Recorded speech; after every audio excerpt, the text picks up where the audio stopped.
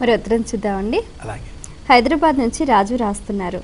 అక్షయ తృతీయ నాడు బంగారాన్ని కొనాలా లేక పూజించాలా తెలియజేయగలరు అంటూ రాస్తున్నారు. బంగారం కొని పూజించవలసిన తిథి దీపావళికి ముందుగా వచ్చేటటువంటి ధనత్రయోదశి. ఆ రోజున మనం బంగారం పూజించాలి, ఆ రోజున మనం బంగారం కొనాలి. ధన్తేరస్ అని ఆ పండుగ పేరు. అయితే స్కాంద పురాణంలో, బ్రహ్మాండ పురాణంలో అక్షయ తృతీయ నాడు బంగారం దానం చేస్తే మనకు విశేషమైనటువంటి పుణ్యం సముపార్జించుకునే అవకాశం కలిగి ఉంటుంది, బంగారాన్ని దానం చేయాలి అని వర్ణింపబడి ఉంది. కనుక ఆ కథలను అనుసరించి అక్షయ తృతీయకు బంగారానికి సంబంధాన్ని హిందూ పురాణాలు ఇలా సూచించాయి. ఈ రోజున యుగాది కాబట్టి ఈ రోజున దధ్యన్న వ్యజన దానగోపాదాని అని చెప్పబడుతుంది మన పురాణాల్లో, పంచాంగాల్లో. దానం చెయ్యాలి. నకర్మణాన ప్రతిజాతనేన త్యాగే నైకే అమృతత్వమానసు. లోకం మీద మనకు వ్యామోహాన్ని పెంచి బంధత్వాన్ని, బాంధవ్యాన్ని బంధింపజేసేది బంగారం. అన్నింటికంటే కూడా అధిక ప్రీతిదాయకమైనది బంగారమే, అధిక దుఃఖభాజనమైనది కూడా బంగారమే.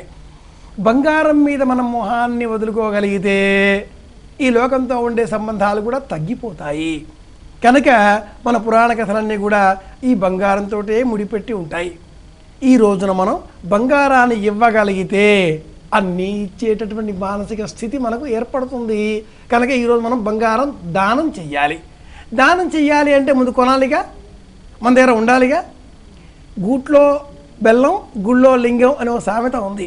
మనం కొనకుండా, ట్యాక్స్కు రాకుండా అక్కడ ఉంది ఆయనకి ఇచ్చేసామని కాకూడదు. కాబట్టి మనం కొనాలి, కొని పూజించాలి, ఆ పిమ్మటి దానికి దానం ఇవ్వాలి. అందునిమిత్తమే కొంటారు. ఇది ప్రారంభంలో సూక్ష్మంగా ఉండేటటువంటి ఆచారం కాస్త ఈనాటికి విస్తృతమై ప్రతి ఇల్లాలు కూడా, ప్రతి ఇంట్లో కూడా కాసు బంగారమో, అరకాసు బంగారమో, వీసమో, కనీసం గ్రామ బంగారమైనా కూడా ఒక్క లక్ష్మీ బిళ్ళ అన్నట్టుగా ఒక్కొక్క కాసు ఒక్కొక్క సంవత్సరానికి ఆయనకి కాసుల పేరు అవుతుందిగా అనేటట్లుగా వ్యామోహం పెంచుకోవడం కింద మారిపోయింది. అతి సర్వత్ర వర్జయేత్ అని మన శాస్త్రం చెప్తుంది. ఈ రోజున మనం వ్యామోహాన్ని తగ్గించుకునే నిమిత్తమై బంగారాన్ని పూజించాలి. పూజించాలి అంటే ముందుగా మన దగ్గర ఉండాలి కాబట్టి కొంటున్నారు. శాస్త్రంలో మట్టుకు ఈ పండుగకి బంగారానికి ఏ సంబంధము లేదు. మనస్సు బంగారం కావాలి, మాట బంగారం కావాలి, ప్రవర్తన బంగారం కావాలి. ఇవన్నీ బంగారంగా ఉండాలి అంటే ముందు భౌతికంగా కనిపించే బంగారం కూడా కొనాలిగా అంటుంది ఇల్లాలి. కాబట్టి యజమాని కొంటున్నాడు. పండుగ ఇలా మారిపోయింది. గుర్తుపెట్టుకోవాల్సినలా కూడా మనస్సు, వాక్కు, ప్రవర్తన, నియమావళి సర్వం కూడా సత్వరజంతో, సత్వగుణంతో కూడుకున్నవి అయితే మాట బంగారం అవుతుంది, మనసు బంగారం అవుతుంది. మరి ఉత్తరం